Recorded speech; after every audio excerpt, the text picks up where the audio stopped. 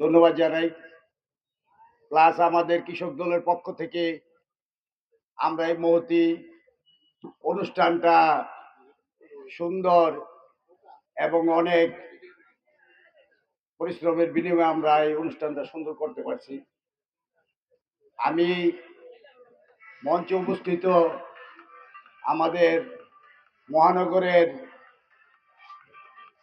সভাপতি জেনারেল সাখাওয়াত হোসেন সাখাওয়াত ভাই, মঞ্চে উপস্থিত আমাদের মহানগরের জনাব টিপু ভাই এবং মঞ্চে অনুষ্ঠিত আজকের সভার শিরোমণি স্বপন ভাই, আজকের মঞ্চে উপস্থিত আমাদের মহানগরের সেক্রেটারি ফয়সাল। আমি শর্টকাট কিছু বলতে চাই আপনাদের কাছে। এই বৃক্ষরোপণ অনুষ্ঠানটা কিন্তু আমাদের বাংলাদেশে জিয়া রহমান সাহেব প্রথম উদ্বোধন করে গেছেন এবং এই বৃক্ষরোপণের মাঝখানে আমাদের সবুজ বাংলাকে গড়ে তুলে গিয়েছিলেন। আমরা সেইটার ধারাবাহিকতায় এবং তার নীতি নির্ধারিত আমরা সেই চিন্তা ভাবনা করে আমরা এই বৃক্ষরোপণকে বেছে নিয়েছি। তবে আমাদের দেশে যে পরিস্থিতি শুরু হয়েছে, এক ফ্যাসিস্ট সরকারকে আমরা রক্ত দিয়ে দেশ ত্যাগ করেছি এবং তারা এখনো কিন্তু জীবিত আছে। চলে গেছে কারা?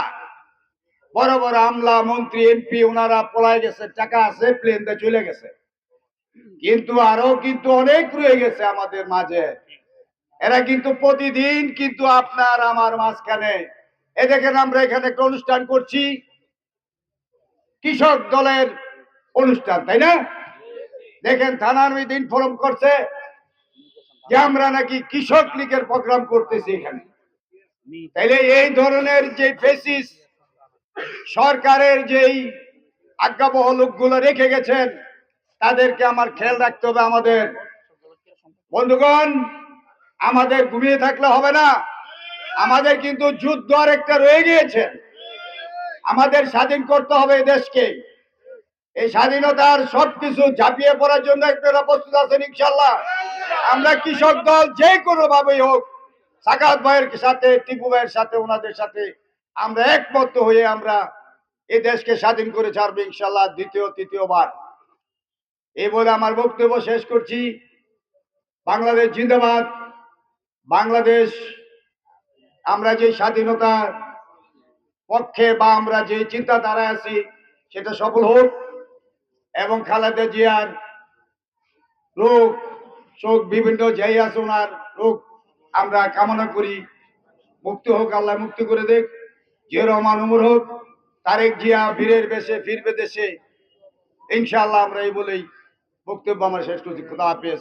বাংলাদেশ জিন্দাবাদ। বাংলাদেশ কৃষক দল জিন্দাবাদ।